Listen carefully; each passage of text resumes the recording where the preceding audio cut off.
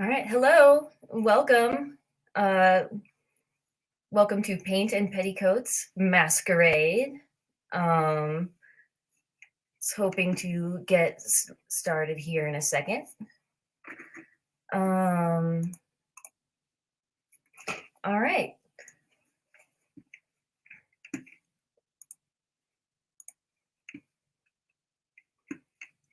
I'm not sure if anyone is there, but let's go anyway.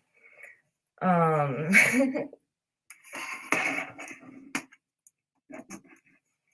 um,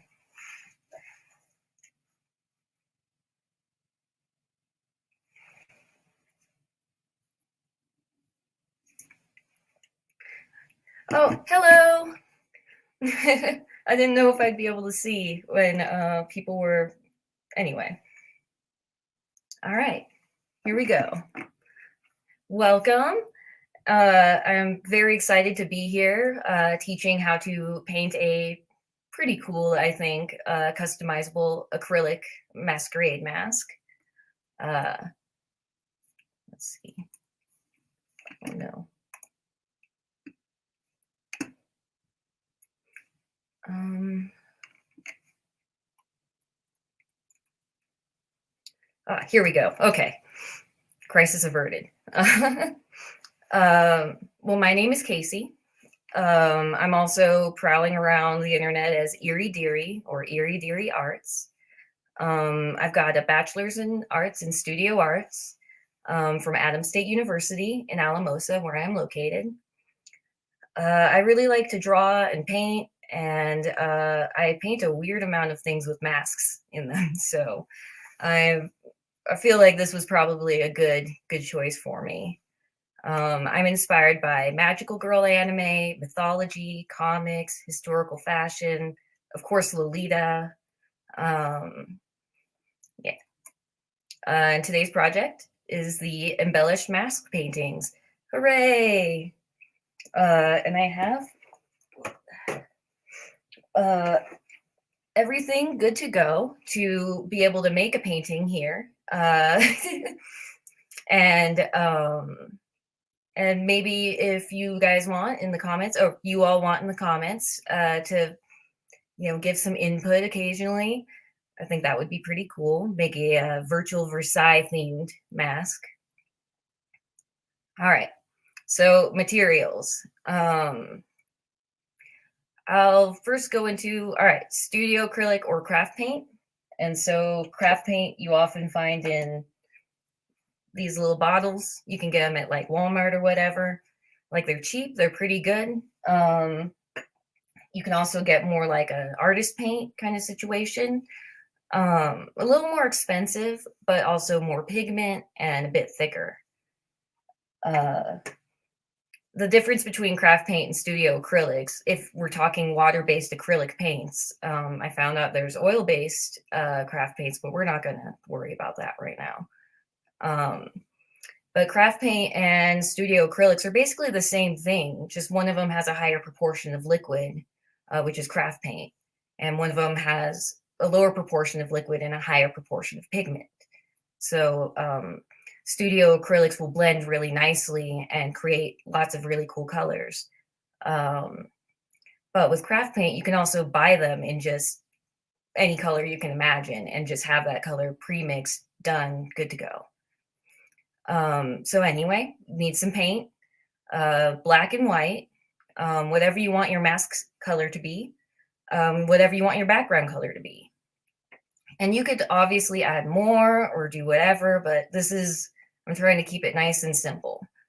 And so you're going to want an 8x10 canvas, stretched or panel. Stretched canvas is like this, where it's stretched around a frame and it's like taut. Panel canvas, it's around a board usually. These are wrapped in plastic, but same situation. Both will work for this. It's just that when we get to the part of putting the embellishments on, unless you have super strength, I don't think you're going to be able to sew through a panel. I mean, if you do, that's amazing, and I'm very impressed. All right. So moving on, we're going to need 3 to 5 acrylic paintbrushes.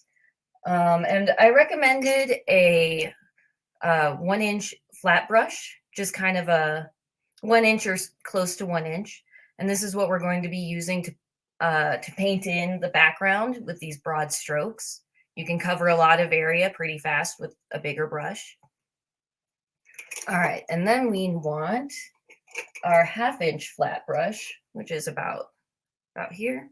And with this one, this is good for like sketching and filling in things. It's just a good like all-purpose brush. Um, I don't know where my camera is.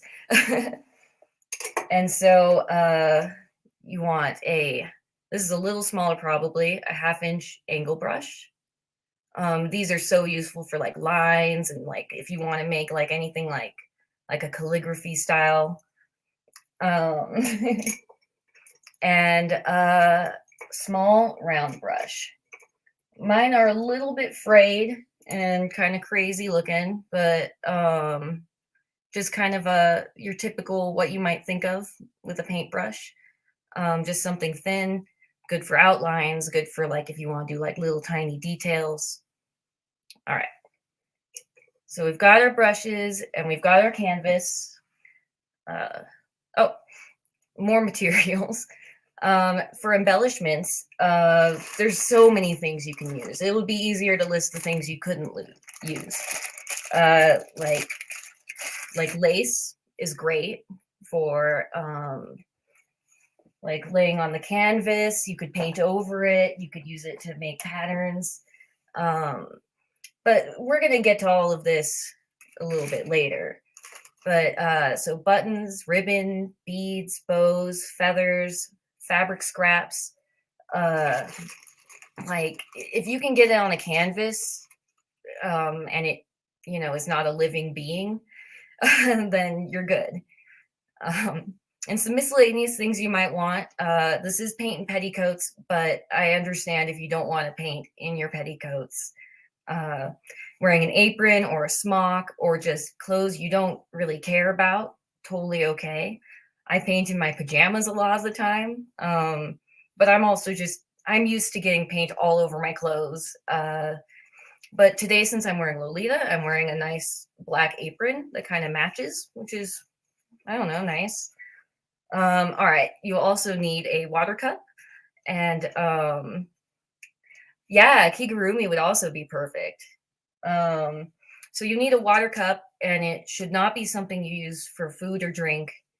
And if you are painting and have a drink, make sure it's in a different looking cup because you cannot drink the paint water. It does look colorful and swirly, but no. And so also you will need paper towels. These are good for when you get paint on your brush, you rinse it, kind of brush it off, move on. You can use a different color with that brush then. You want a paint palette or a paper plate. Paper plates are really good because they're disposable and you don't have to worry about if the paint dries on it. Where with the plastic palettes, like if the paint dries, it's a bit harder to get off. But something that you can put your paint onto and get it off of it with a brush is great. And you will probably want, if you're going to make the templates, 1 second. I have this packet posted on the Rose Foray events page and my page at Eerie Dearie Arts on Facebook, facebook.com/Kacey Gambrell Arts. And so you might want to use a template. And so you would cut this out and kind of, yeah. So you might want paper, a printer, scissors for that. But otherwise, I think that's it. I know it still sounds like a lot, but this is pretty good for an art project. All right, templates. I already kind of got into it a little bit. They're really good for making a symmetrical design, transferring a design from paper to canvas. To use a pre-made one, you print it, cut it out, kind of gently hold it there. onto the surface of the canvas and take one of your tiny brushes and just kind of just trace around it gently. And then you go like the rest of the way, just like fill it in and then decorate it and you're good. I just and also if you want to make your own templates, you could kind of do a piece of paper in half, draw a little design and cut it out. Like there's a lot of things you can do, and it's a lot easier to draw something on paper and then put it on canvas than to draw it straight onto the canvas, I think. Especially if you want to be able to kind of experiment or maybe make it a little bigger or smaller. Um, all right. And sewing and gluing. Before you attach anything to the canvas, you can arrange and rearrange before gluing it. I recommend this because sometimes I'm like, yes, glue, done. And then, oh, I wish I'd put that somewhere else. Like, so it definitely, like if you take the time and really kind of arrange things in a particular way, like you don't have to worry about, like sticking things into the paint because we're going to be gluing or sewing. And I think it'll be quite cool. Anyway, stretch canvases can actually be sewn onto similarly to an embroidery hoop, which is pretty fun. You just tie a knot and have your needle, put the knot to the inside. You can use the stitching to like create designs or embroider words. You can sew like beads and buttons on. And just watch out though, if you're sewing into a canvas that has been painted into a bit, when you put your needle through, it will poke holes in your paint. And you can fill those in with more paint, but not everyone likes to have their paint like an inch thick like I do. And so E6000 is great for gluing things. Definitely use it in a well-ventilated area. This stuff is noxious. Acrylic paints, to a degree, you really shouldn't be inhaling them, but glue is no joke. So make sure you're in a very well-ventilated area. Make sure if you're gluing, everything's out of the reach of like your cat. I know my cat loves to step on my projects, so I had to let things dry kind of in a place where she couldn't get to them. All right. Yay, let's paint. And I was thinking it might be cool if everyone in the stream wanted to have input or give input onto what kind of painting this is. And so I was thinking for background colors, we've got this like light blue, we've got this kind of light pink, got this pretty like indigo. Would anyone in the comments want to shout one out maybe?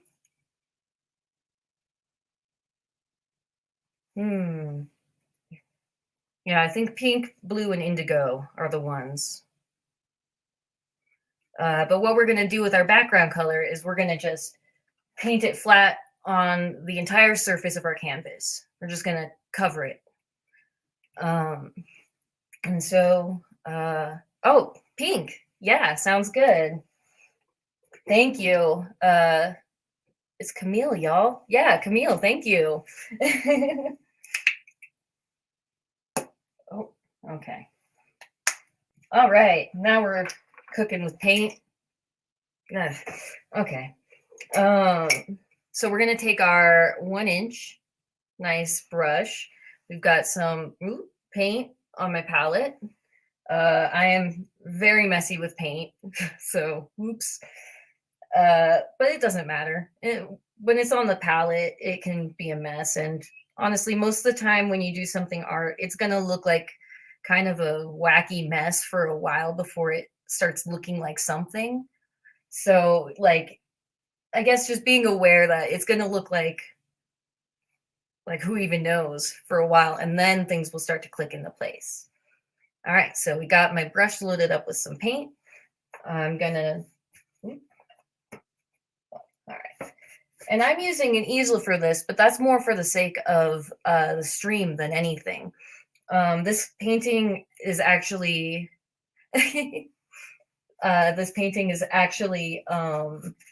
really nice to do like flat down on a table, like with newspapers and stuff, especially for the decorating. Um,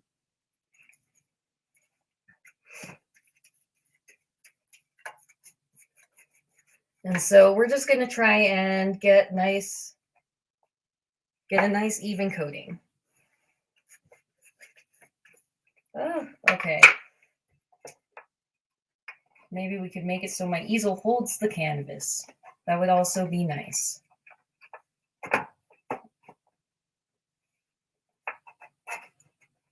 All right, whatever. I say whatever, but for it is. Okay. All right, so we're getting just a. Oh no. Sorry about that. My computer wanted to say hi. So we're just getting this nice flat. It can be even, it can be rough. I really like being able to see like brush strokes and things. So I'll tend to pile on the paint. After a while, when I keep brushing, like the paint kind of doesn't go on as solidly. This is a time when you can either, I'm going to put some water on my brush and kind of mix it in a little bit with the paint. Oh, my computer also says hi. Her name is Usako, after Usagi in Sailor Moon. All right, so adding a little bit of water to the acrylic paint kind of thins it out, makes it so that you can really get into the spaces between the fibers on the canvas. All right. So a bit more water. It's one of those things that it's going to seem like, wait, why is this not working? But I mean, for whatever reason, paint doesn't flow as well from a brush, like just straight from the tube sometimes.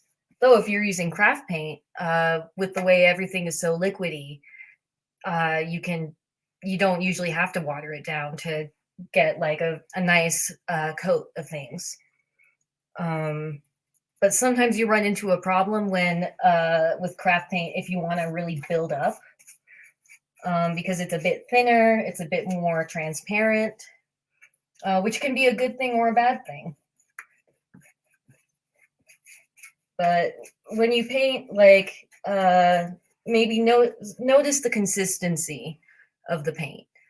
With acrylic, it's probably, it could be in a wide array of thicknesses, just like any other. But once you get it on your brush, get on your palette, even do like test marks on like paper or something, you'll get a much better idea of like the thickness of the paint, how it goes on. But for this, it's okay. We're good. We've got pink on there. All right. Put my brush in the water. We do not want our brushes drying with paint in them. That's no fun for anyone, especially the brush. So right now I wish I had a fan. Going to wait for it to dry a little bit. And I can show some of the other paintings while this kind of dries a little bit. This is the first of the Masquerade paintings that I made. Kind of a glinty, glittery sort of situation. And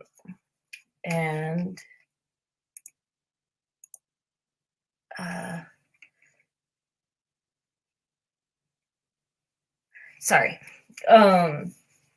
I put sewed some fabric onto it and sort of added like this button, rhinestones. I don't know why this one is the small screen. Maybe stop screen. Yay! All right, now we got it. And so, yeah, thank you. Um, I tried to do kind of like some gentle shading in just this color mixed with a little bit of white or a little bit of black.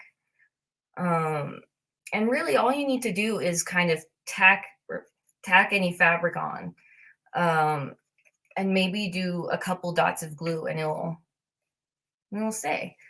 Um, ooh, Racing Heart. That's a great name for a computer. and Charlie McDonald. Nice, nice. All right. This is another mask, which I made for this. I started with a pink background, very similar to this. But when I did this, I tried to do like a cloudy pattern, Bob Ross kind of clouds. And I sewed some of this lace. You can see on the back, it's very messily stitched on, but no one will ever see that. And people will see this probably up on a wall or something. And this one, unlike those other two, is on a panel. And so it's just a little board. You can't really hang this the same way as a stretched canvas, but you could put it in a frame. But this one I added a little bow, some ribbons, spikes around the ears. And I actually made some templates where you could do this design if you would like. So, all right, well, our paint is starting to get a little bit less glossy looking, so it's probably drying a bit. Yeah. Probably don't just poke your painting like I do. The art police won't get you, but it's probably not the greatest thing to do. All right, so next up, oh, thank you, Molly Moonflower. That's a pretty name. All right, so now we're going to get some paint. We are going to wait. All right, before we do that, we're going to get some more different paint. Because I keep forgetting, but this is a time when you can take a little bit of black, add it to your background color. And for this, it's going to be a little bit. And it's going to be enough to already kind of gray it out a bit. Maybe just dip it in there. All right. And for this, we're going to, we're imagining our mask is going to be kind of here-ish.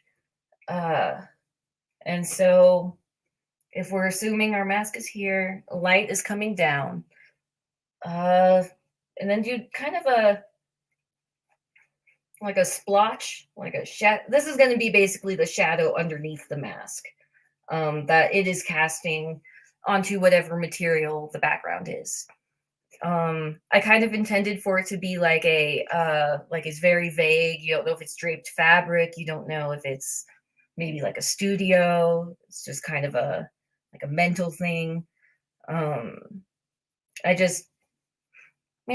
If you want to do something more complicated, you could, but honestly, you really don't need to, because we're going to be covering it up, a lot of it with the actual mask. And so, all right. And let's say that at this point, there's this part of the shadow up here that maybe I don't like that and don't want to deal with it. So I could wash my brush, wiping it off on paper towels. And I'm going to take some of the pink that hasn't been mixed with black at all and just gently go on top with barely any pressure, just enough to get it on there. You can go in with your background color when you want to basically erase things. It's like you're blending it in with its surroundings, camouflaging. I mean, maybe not all of our we don't make mistakes. They're happy accidents. But sometimes when you do something, you're like, oh, like I wish I could hit undo on that. A good thing to do is to go back in with your background color and you can kind of shape your shadow or whatever it is. When we get the masks up, uh, it's one thing that's really good with the eye holes. If the eye holes start getting like smaller and smaller as they do, then you can go back in with the background color and make the eyes whatever shape. All right. And so we've got a mostly dry background. I think that we could probably start with the mask. Probably would be good. All right. So let's get our 1/2 inch brush and now white paint. What we're going to be doing is sketching out the mask in white and sort of priming it, doing just a layer of white all over the mask. That way, when we put our mask color on, it's a very clean, opaque surface.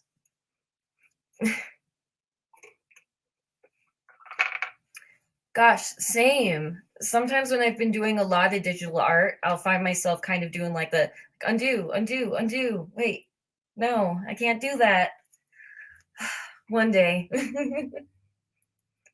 All right, so the first thing we're going to do, and like stay with me here.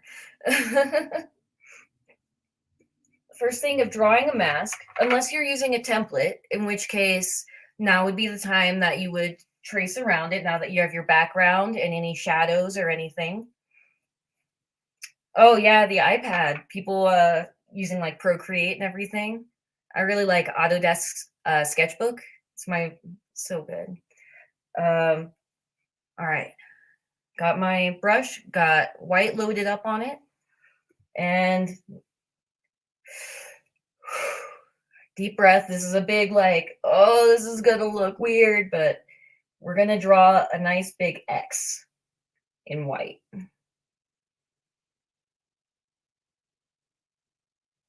And that's it. We're done. No, I'm just kidding.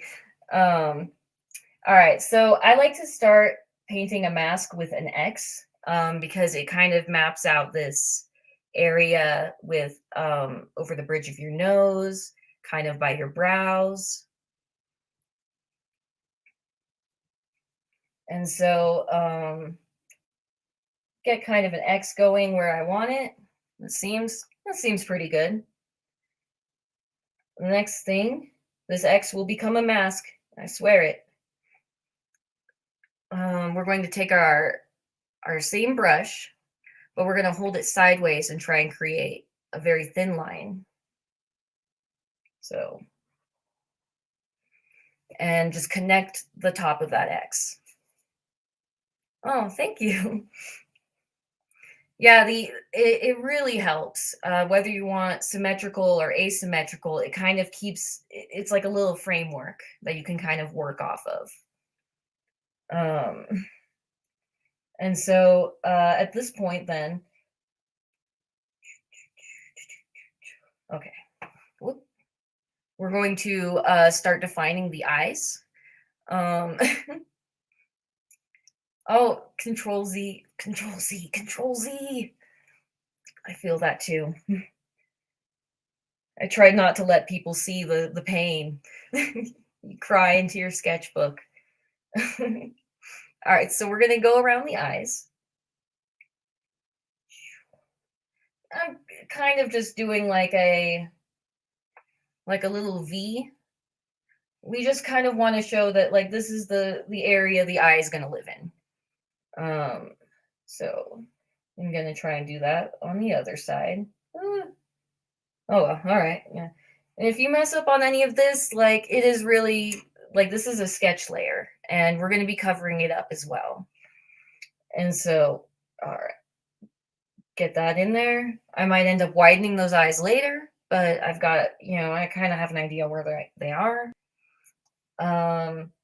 And so for the shape of the mask, usually if you want to do like a regular masquerade type mask, it follows the contour of the face. And if you kind of like it, you imagine it goes around like your face, and so we need to try and make like that line. And so it will be kind of a challenge to get things symmetrical this way, but all right. So that's a pretty good start.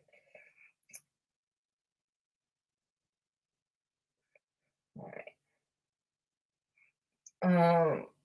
And that seems to be pretty good.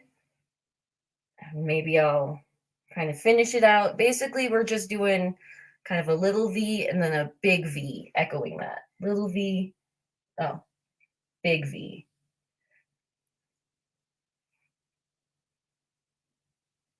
And if you want to make other shapes, you can just build up off of this too. Um, Usually it would be good to wait till everything is dry to start with this. But I don't think it would be very nice to make anyone listen to like a hair dryer as I try and dry it faster. So things are just a bit blendy, but that's okay. So we're gonna now fill it in and sort of we're defining the shape as we go.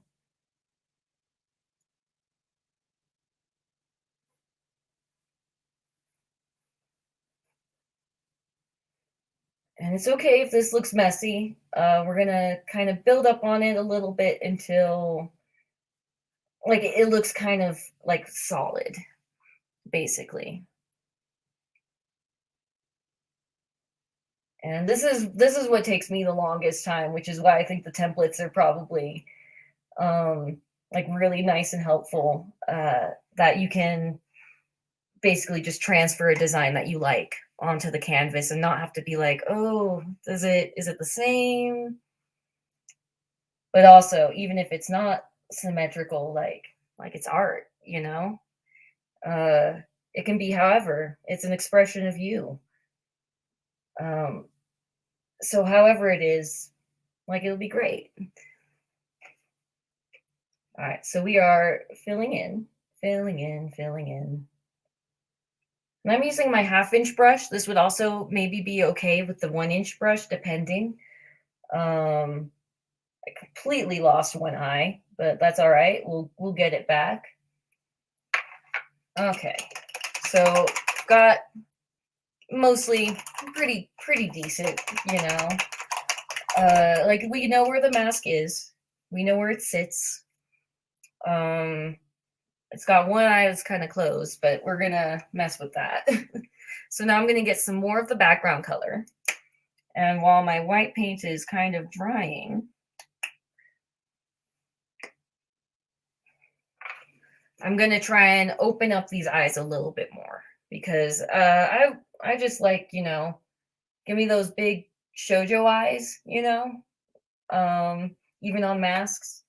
Yeah, let's do that. And so just by kind of painting in and around, you can start to really like chip away the stuff that you don't really like, and support the stuff you do. And so for me, getting kind of a crisper edge is nice, kind of defining that.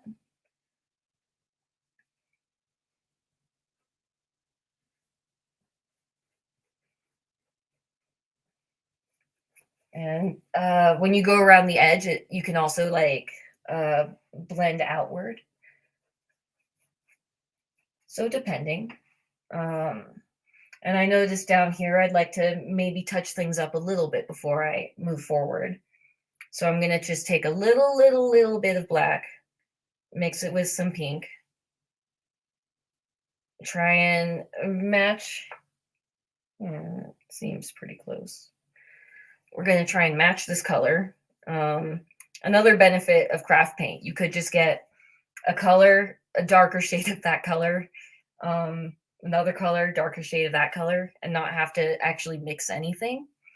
Um, it really depends on like do you want to be spending your time mixing paint or would you rather just have it and you can put it out and use it whenever. Mixing paint is also really fun though too. So it really just depends on what kind of experience you want. All right. Well, sometimes with this, it's just like a lot of paint. So I'm gonna take my paper towel and be careful that it doesn't already have paint on it at this point, because then you're just smearing extra paint. I'm gonna just gently. Yeah, all right. So we took a little bit of that off, just like the littlest bit. All right. So back into that shadow.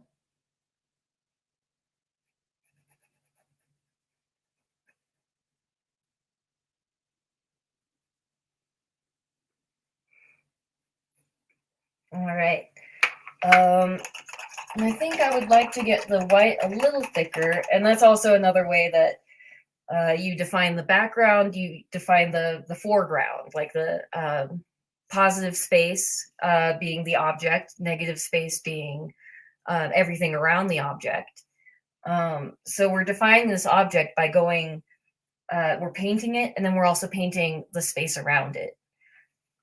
So it kind of creates this like little like faux shadow box effect, which is kind of cool. And if you end up with a mask that fills up the whole thing, that's also awesome. You can just really go in on decorating. If you do it a bit smaller, you can also do things um, like the string of pearls in this one, uh, or the cat paws in this one. So it's really whether you like it to be kind of centered or really big. It's really it's really up to you. It's your painting. The art police are not coming for you. They haven't gotten me yet anyway. So all right, working on the mask. Let's go back in with our white. So we are priming the mask, getting it ready for whatever the mask's color will be.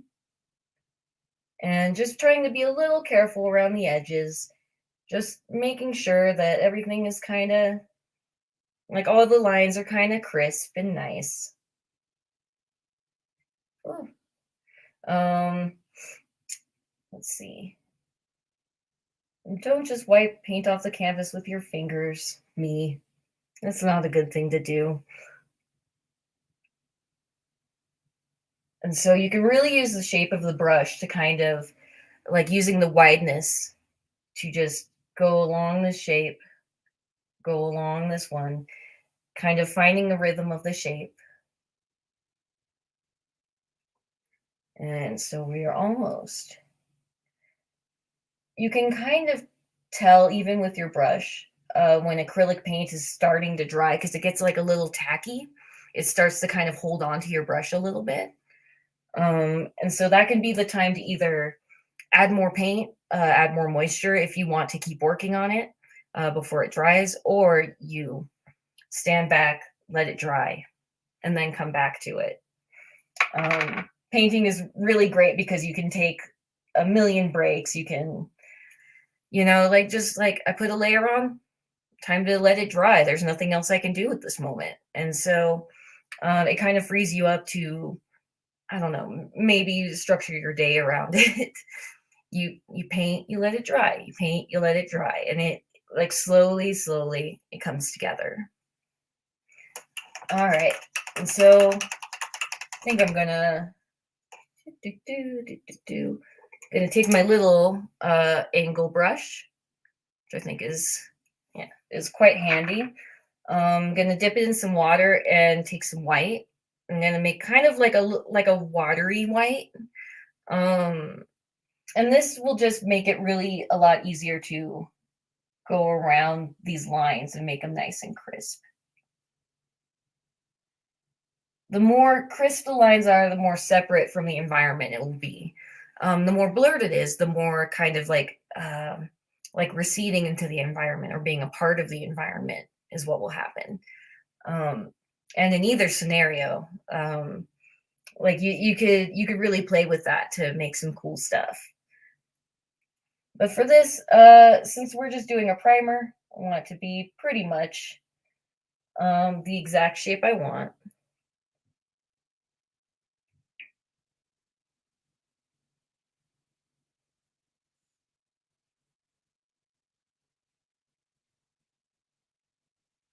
All right.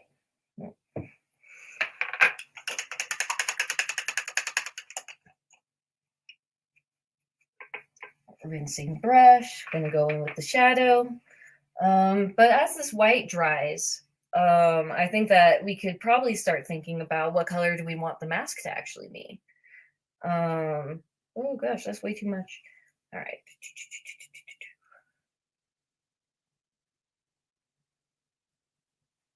All right. Got that kind of more defined.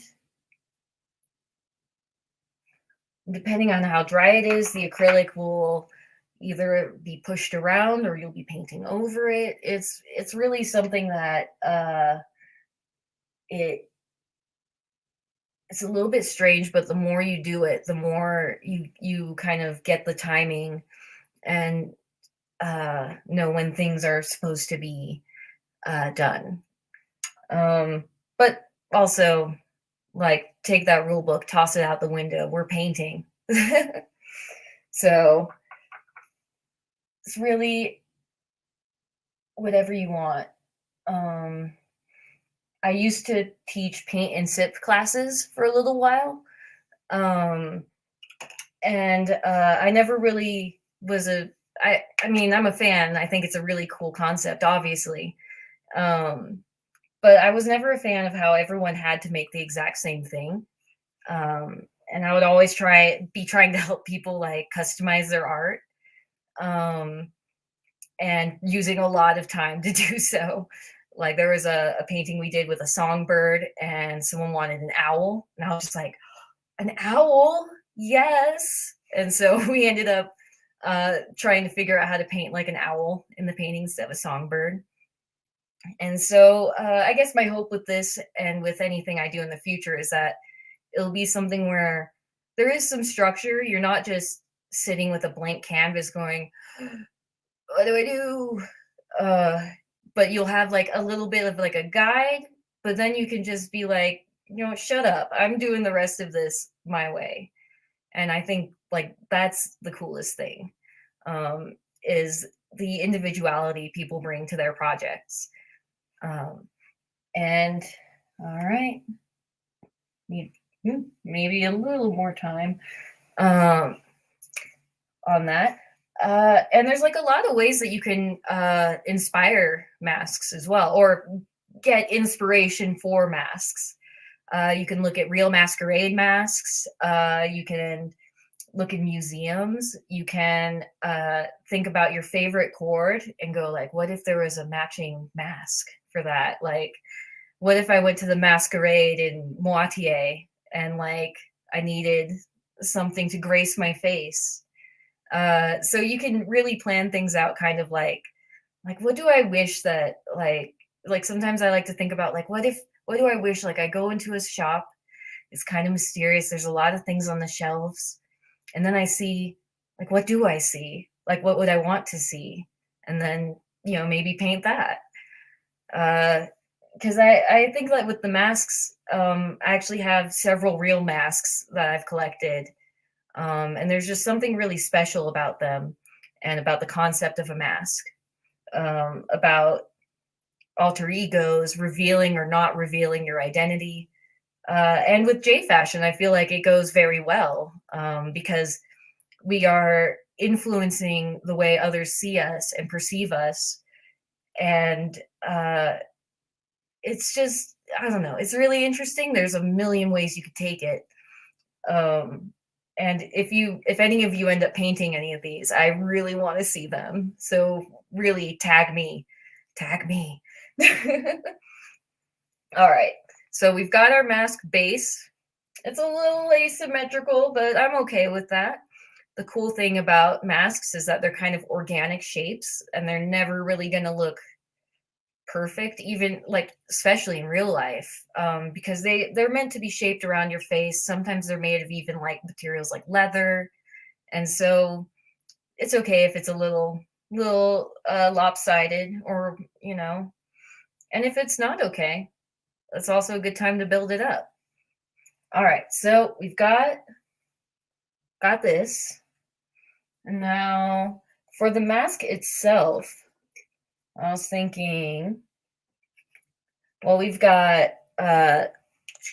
sky blue, um, this kind of lime green, brilliant yellow green. I've got flag red, red for color theory.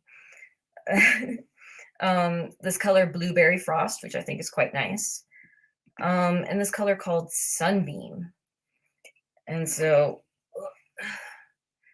if any of these stand out to any of you, like definitely shout it out. I could even do like a 2-color mask. And I could mix any of these with white or black and make them lighter or darker.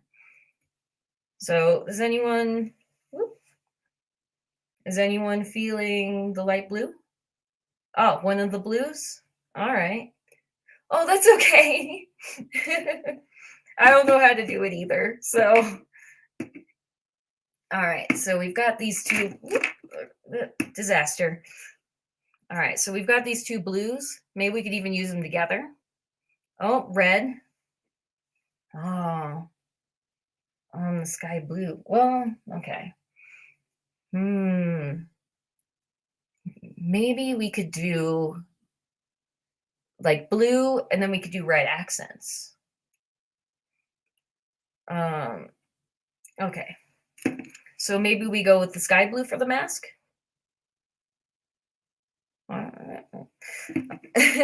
And thank you all for picking colors and everything. It's one of those things that, like, I don't know, I've always wanted to do. Is have people like, go, oh, make it this color. Like, got you. Sky and periwinkle blue with red accents. Ooh, that's nice. And since this periwinkle is kind of it is a blue and it's darker, we could also use it to shade. If you're looking for color schemes, instead of if you don't want to mix something with black to make a shadow, let's say that you do like blue, then, and if you want like a dark blue shadow, then you could really just mix your blue with a darker blue, or just use a darker blue, or something in the same color family. All right, so we're going to find another brush. All right, so let's start with some of this blue. Okay. All right, maybe this brush was a little big for this. All right, let's try it. So we're just going to try and lightly within the outlines, just going to fill it in. All right, I'm going to get a smaller brush. Here we go.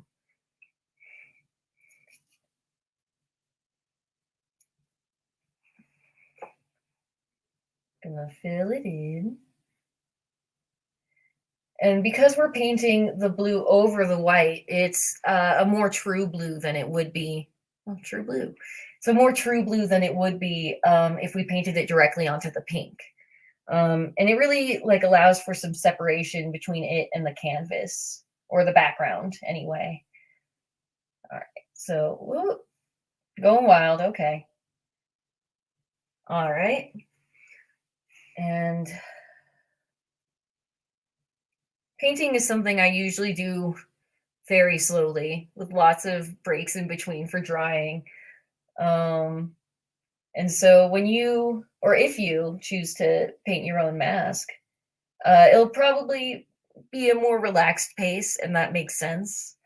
You definitely wouldn't need to finish it within a timeline.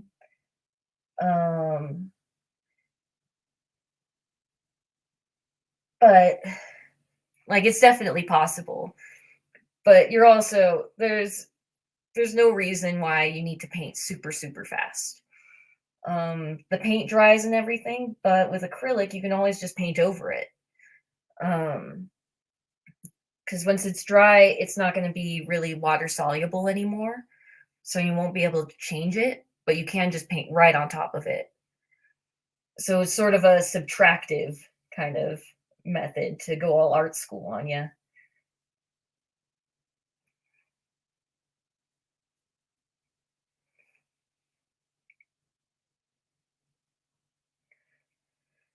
All right. And sometimes just doing a long stroke is like, but don't hold your breath. Try and breathe. Like always in my mind, I think like, oh, this is it. I'm gonna ruin it. I'm ruining it. I'm gonna ruin it with this brush stroke. Like it's fine. Like it'll be fine. And even if I did ruin it, which I don't think I did, it's it's the beauty about paint is that you could just start over even. You could get a different canvas. You could take the one you have and chuck it into a closet for a few months until you know what to do with it. That's oh, thank you. Um, well, when I get really stuck on a project, sometimes just chuck it in a closet, try not to look at it for a while, and then someday when I look at it again, it's just like light bulb. I know what to do. Like I know how to finish this. So sometimes your brain just needs to like process things. Needs a longer time to kind of wrap itself around what you're doing. And so if I'm having trouble painting, usually I'll switch to drawing. And then if I'm having trouble drawing, switch to sewing, trouble sewing. So you end up with a bunch of switching around of things if you do it this way. But really the important thing is that uh, when you paint or you try anything new, you're kind to yourself, you give yourself breaks, you feed yourself, you drink water. Um, no need to be a starving artist or try and like put the suffering in the painting. Like take care of yourself. I think art can be something that really adds to our lives. And oh, that's my mom. Kelly Gambrell is in the chat. That is my mom. Um, but yeah, I think art is something that you can really express yourself, and you can work the way you want. You can work at your pace, and that's something that is very important to me. It feels like I'm always either doing things too slow or too fast. But my paintings don't judge. All right, so we're getting our shape nice and defined.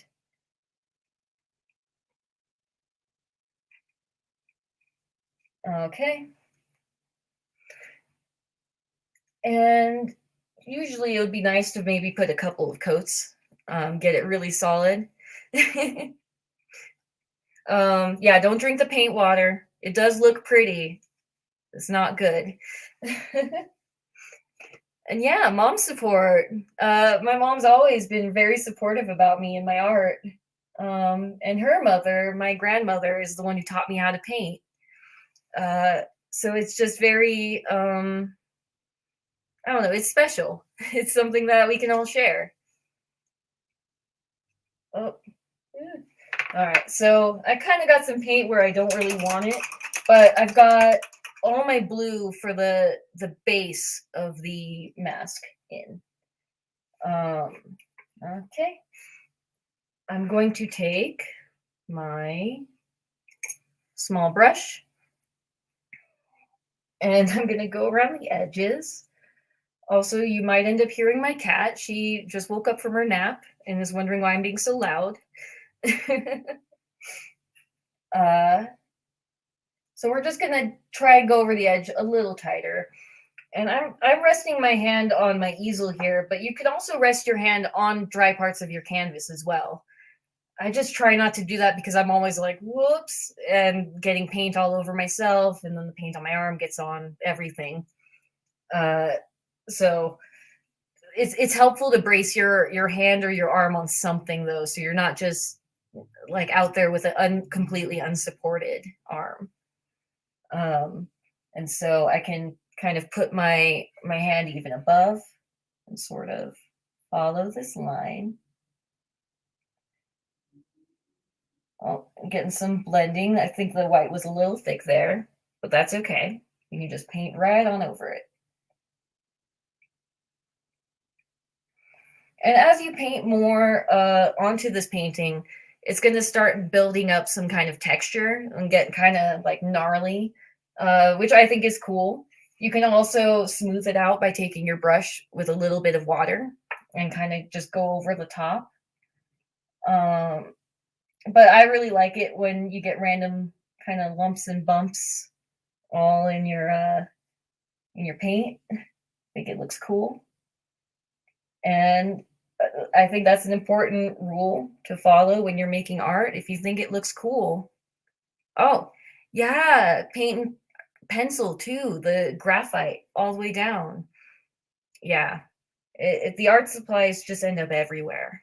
Uh, and so anyone who is brave enough to attempt this in like brand, like I salute you. That's amazing.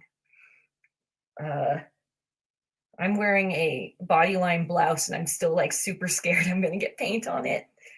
But short sleeves. That short sleeves are like 80% better, I think, than long sleeves as far as getting paint on yourself.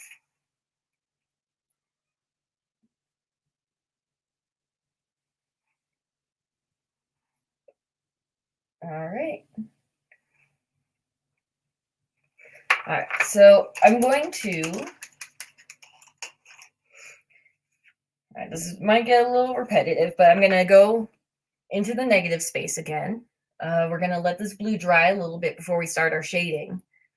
Um, oh, yes, a cute Taobao apron. That would be nice.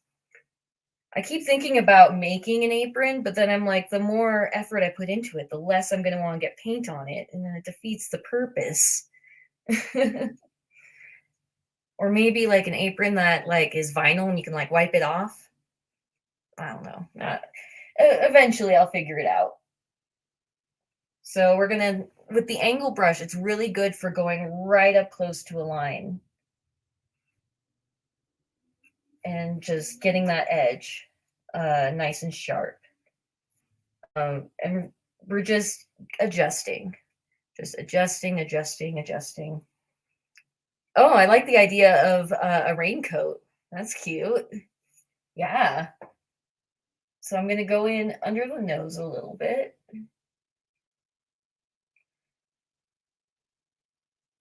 And I'll go over this a little bit with the shadow color as well. But sometimes when you're painting something, you also need to paint, well, what's not that something. And so you're going to spend as much time painting the something as the not something. But that's kind of fun in its own way. Once you get the paint going and just maybe put on your music, sip, smoke, whatever, like you can just get into like just your zone, your happy place.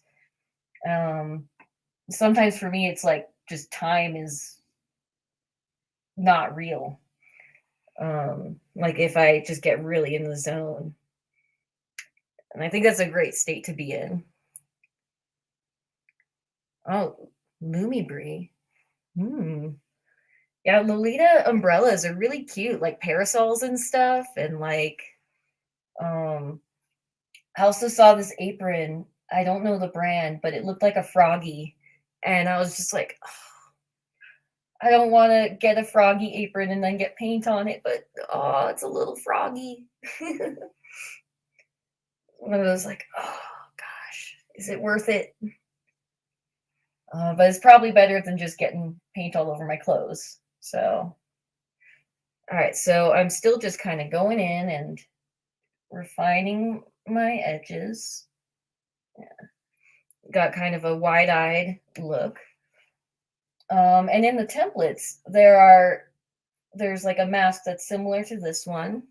There's one that's kind of like a pointy, like tuxedo mask kind of mask situation.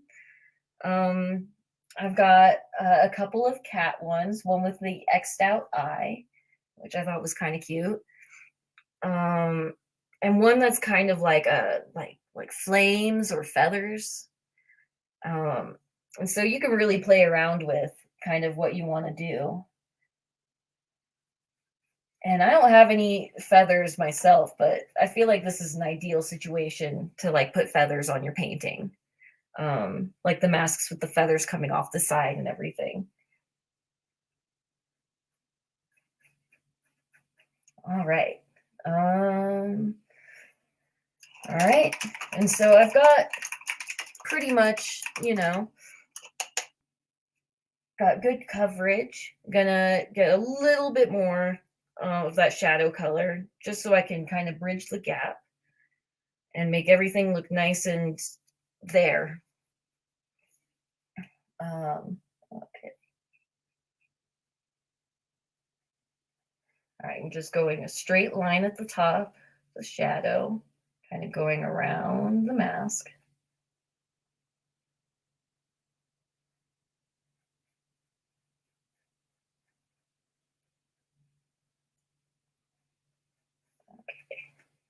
Um, yeah, okay. So we've got our shadow in place, we've got our mask in place. Ooh, put pearls. Yeah.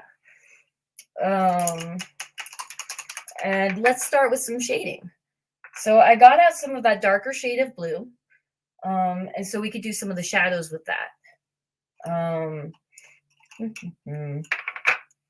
good brush for this would be probably your 1/2 inch brush, um, just so that you aren't doing a whole bunch of work with the little brush. So I'm gonna take some of this darker blue. I'm also gonna take it and mix it with like a little bit of water, kind of water it down just a little bit, and going to like we're thinking about the light is coming down, casting the shadow. And so the other dark parts of the mask are probably going to be the parts under the cheekbones, under the brows, around the edges, and the sides of the nose. Is it looking at your own face in a mirror with the lighting on it? So helpful. Uh, but all right, so why don't we start at the bottom? And so I'm going to try and, yeah, ideally this paint would be a little drier, but yeah, we're getting a nice, like, kind of a darker sort of glaze um, by thinning it out. And keep on going. And so when you take the thinned out paint, it kind of just leaves like just a little bit, um, a little bit of transparent color that you're just kind of like nudging it.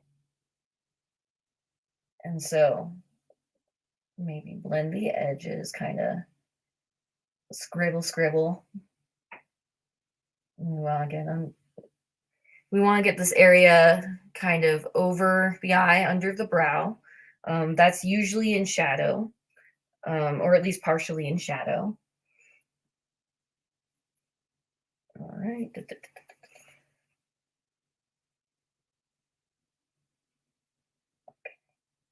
And we're going to get the sides of the nose.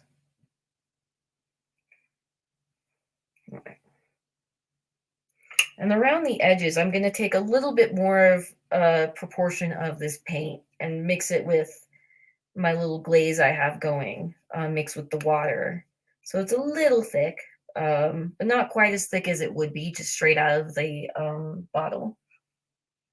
And I want to go around the outline because the mask itself will have thickness, and so there will be a little shadow right on the side. Um, and so I'm going to try and like using the nice thin line, just gently uh, moving it that way. I can kind of start getting an edge. Um,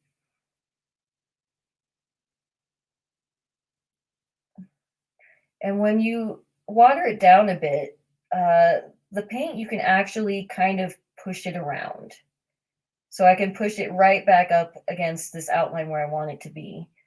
And I have some pink peeking through at this point, but that's okay. We can cover it up. No one has to know. It's our secret, all of us here on the internet. Um, and so, all right, gonna keep on following, pushing it down. And we just want the bottom edge to have a little bit more weight to it. Like it is an object that is there. It has shadows that it's casting onto itself, and shadows that it's casting onto its environment.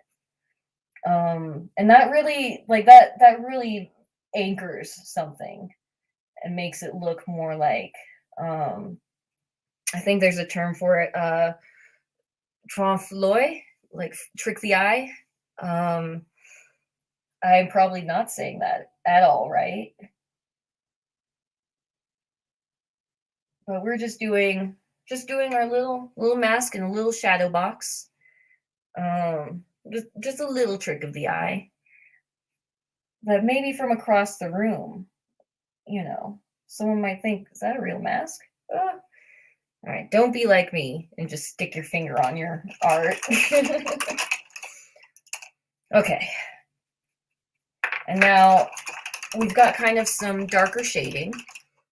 I'm going to quickly try and touch up these areas where my blue came off. So just with my little brush, without watering down the paint or anything, I'm going to just try and like tap it on. And hopefully this won't disrupt the paint underneath too much. If you stroke down into it, you will be moving the layers of paint beneath, unless they're dry, in which case there's nothing that will move them. So things get a little bit wibbly wobbly, painty, wainty.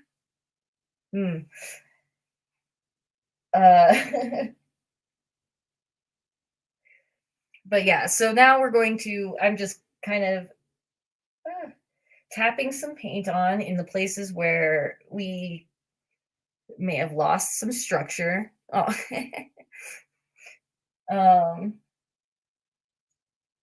All right, here we go.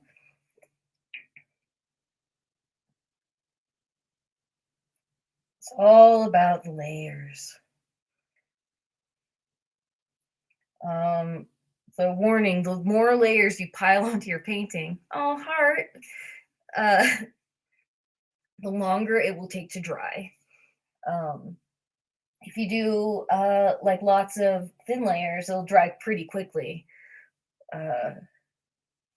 But sometimes it's nice to just glob that paint on there.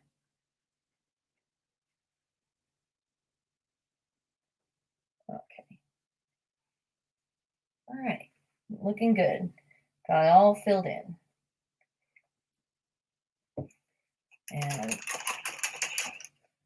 shadows, part 2, the shadowing. Gonna take our little glaze, and I'd like to go in above the eyes a little bit as well, and the inside of the eye hole. Yeah. So just to the inside of that edge. Because we're remembering that our mask has thickness, has depth. If you want, if not, if it could be a quantum mask, that would be cool too. I would love to see that. And so we're going to get some of this right up to the eye line and then kind of blend it out a little bit. It's a little like putting on eyeshadow if you're doing like a smoky eye and you're blending up, doing that kind of shadow, just, on a flat surface. Totally the same. All right. So we're getting kind of the eye socket area.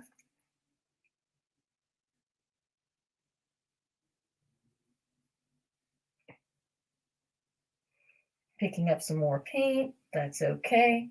Tap some more on.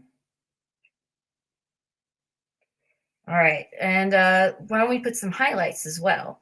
I keep accidentally making highlights by painting down and revealing the white layer underneath, which is cool. Uh, but the way I actually intended on um, teaching that would be we're going to just take some white paint. We're going to take some of our mask color. We're going to mix them up together, probably add some more white, make it, just the right shade.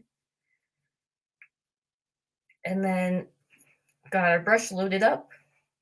And we're going to try and put it on the places where the light would be, I guess, concentrated. So we've got our light shining down. And so if we're imagining light shining down on the face, we're going to have a lot of light just here on the cheekbones and just here above the eyes. And so let's start with the cheekbones. Maybe we do kind of some dots. And then we wash our brush real quick, get it mostly dry, and we're gonna just kind of go over the edges, blend, blend, blend, get nice and blendy. All right, that looks good. Now we'll do it again. Oh, hi, Aunt Tony. My mom's visiting family, and she wanted to catch my panel, even though she's on vacation. So it's really nice. Okay, other cheekbone. I'm gonna try and get some paint just on there, and gonna wash off our brush. And I'm just kind of rinsing it in some water, shaking it, and then dabbing it off. And then we will kind of blend, blend, blend, blend, blend, blend. All right. And we keep adding highlights wherever the light would really be hitting. So probably the bridge of the nose would be another good place. So we just kind of glob some paint on there. Yeah. And maybe we also do kind of the forehead a little bit. Kind of like that. Just kind of do like follow the shape a little bit. Wash the brush. Blend, blend, blend, blend, blend, blend. And you can get more blendy or less. I like blending things a little bit, and so you still kind of like things blend together, but you can still see paintbrush marks and things like that. You could also try and make things like nice and smooth by just going over it and very gradually building up some of these values. All right. And so we've got kind of, okay, I might add a little bit more highlight in this area here because it feels like this part of the mask I think feels okay to me. This part feels like this part is not bent out as much, if that makes any sense. So we're going to kind of push it out a little bit with a highlight. And so pushing that out, bringing it forward with light. And so you can see that it already looks quite a bit different. If I push this one forward too. So then it makes a lot more emphasis on the cheeks, and it shows the shape kind of reflecting light in such a way. And so get in there and blend. And like I'd say we've got a pretty good mask going. Getting into a little bit of like, oh, I'm gonna fix that. And getting into sort of like finishing the edges a little bit just before we get into embellishment. I think it is a job for the tiny brush. And I'm going to take my mask color and mix it with some of this shadow color. and create sort of a medium blue. And I'm just going to go over the edges. I'm just going to go right over the bottom and just define this lower edge. All right, got one line done. Phew. All right, next one. You just want to keep it nice and clean, make it look nice and solid.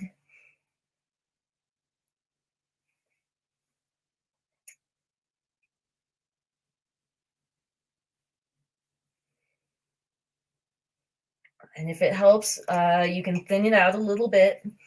Thin out the paint for this part, make it nice and liquidy, make it nice and flowy, and flow all the way around the edges. Oh, 15-minute warning. Woohoo! All right. And I've just been so happy to be here today. So I was worried I was going to finish way too early, but it might be the other way. Who knows? Oh, I'm having a great time. And I'm glad that you are too. I want everyone to paint and, you know, like I just think it would be better if people painted. At least that's what Bob Ross said. That painting puts a happy little thought in your heart. Um, and any day you paint is a good day. Maybe that doesn't always feel the case, but it's always nice to remember Bob Ross. All right, so we've got our mask painted. It is like nice, and we got some highlights. Maybe I'll just add like a little last minute, like, and yes, the sound effects are necessary. You gotta bloop, bloop, bloop, bloop. Okay. All right. Oh, I'm so glad that you guys are having fun. Or you all are having fun. When I got my panel approved, I was like, uh-oh, I didn't think I'd make it this far. I didn't think people would want to watch this, but I'm so glad that Rosé Foray gave me a chance to do something for Virtual Versailles. And I'm just so happy that people came and are watching and learning. All right. Oh, so we were maybe thinking about doing some red accents on the mask earlier. And so as we're getting into embellishing, like maybe like the red ribbon would be nice, or kind of hang that there. So when you're thinking about embellishments, definitely, like if you want, these kind of buttons are pretty good, but the flat back ones are honestly better. Oh, I'm so glad. No problem. I think that a lot of the time people's experience with painting has been very stressful, has been very like, you're being graded on this, like, you know, that kind of thing. Like, here's the rubric, here's everything you need to do. But this is so not that. You can do what you want. You can paint it whatever colors you want.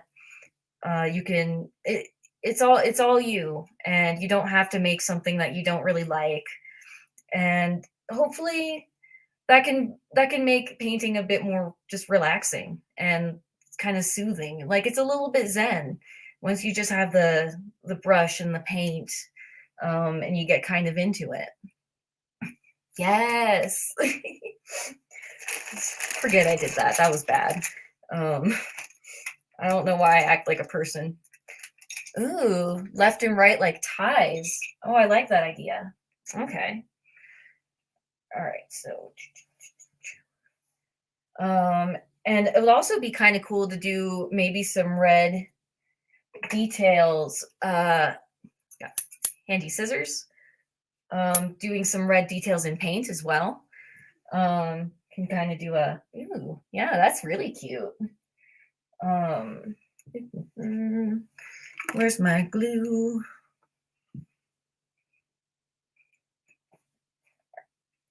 Okay.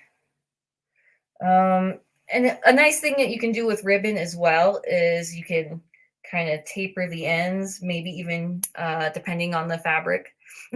Snip, snip. Depending on the fabric, you can take a lighter and kind of seal that. All right, so I'm going to apply just a little bit of glue. And I'm going to try and one, two. And usually this part is really good to be doing like flat on a table because you can use gravity to kind of hold things in place. All right, that's already kind of holding on.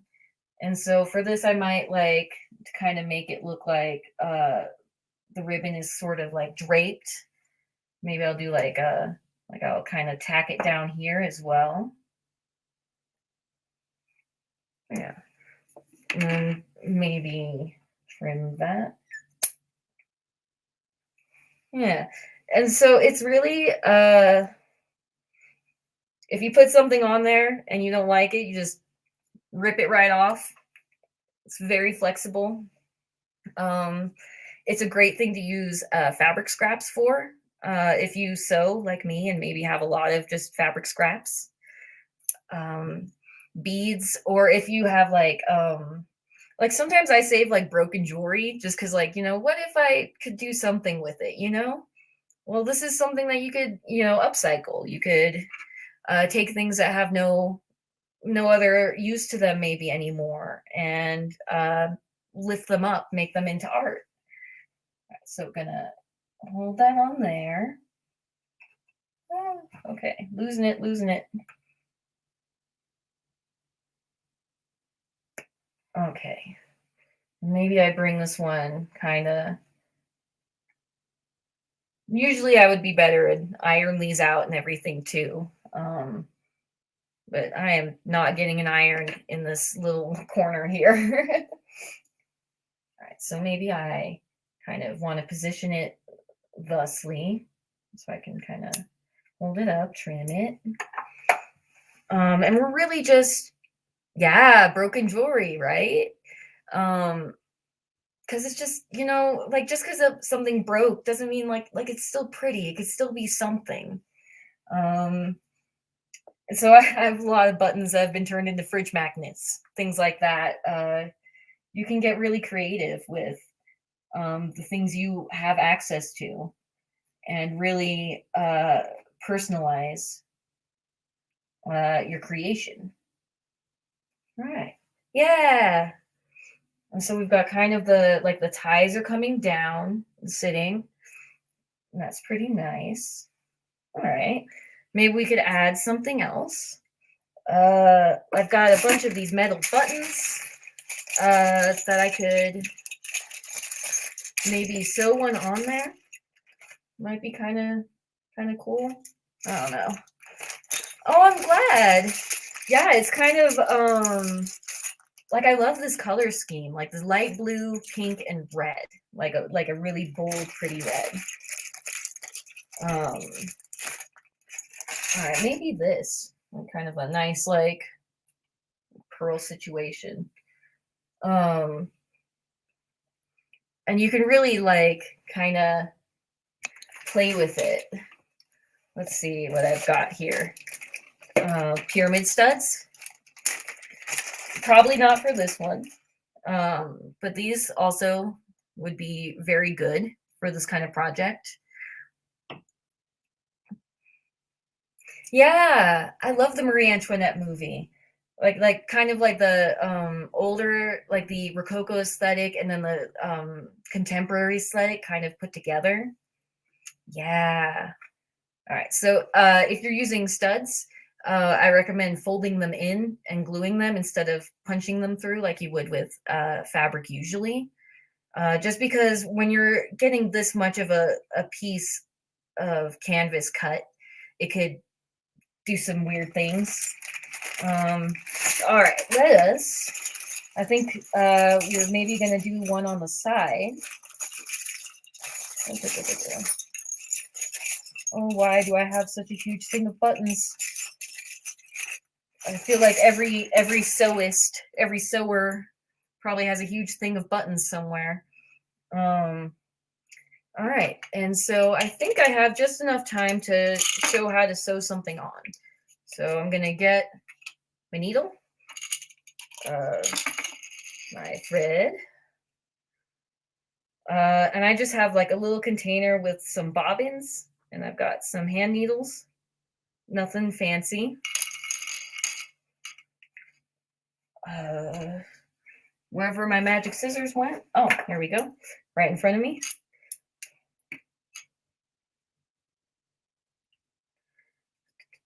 And you're gonna want to try and do like a few knots. Sometimes the thread will pull right through. All right, so I've got a threaded, knotted, yeah. So I'm going to try and think about where maybe we put this button kind of here, kind of a kind of situation.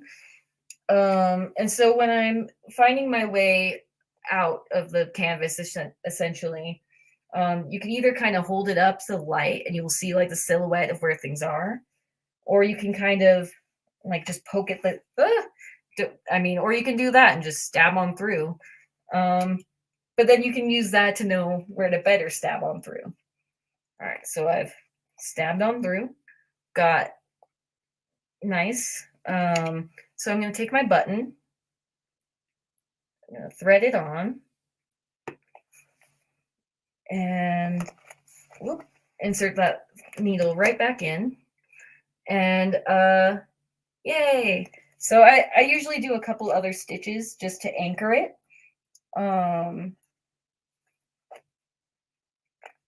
And you could also, when you sew things, if they're kind of heavy or maybe lopsided, you can also glue them to kind of like stabilize them a little bit. All right, and then I do 2 knots on the back, like 1 knot and then 1 knot to secure that knot. Trim off. Put away the needle. Don't just throw it somewhere like me. And we've got a painting. Yay! And so, I might add actually some more buttons onto this, but yeah, Virtual Versailles. This is what the comments made. Very beautiful mask. And I'm just so thankful that you all were here today. This is my first stream, and I had a really great time with you all. I hope that in the future you can join me for painting again. And just thank you all so much.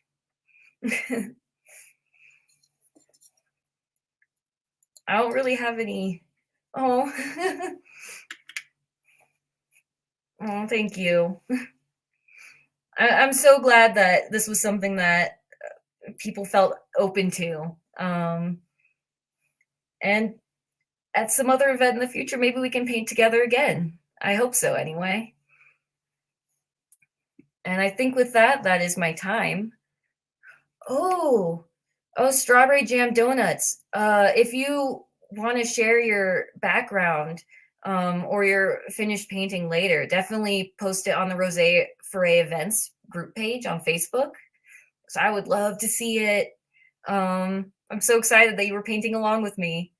Oh, and thank you for all those links in the chat where you can find me, find my social blah, blah, blah, social media. Oh, my mom already wants the painting. She's always taken my paintings, but that's okay. Oh, and it's okay if you didn't paint along. I got the materials list and stuff out kind of late.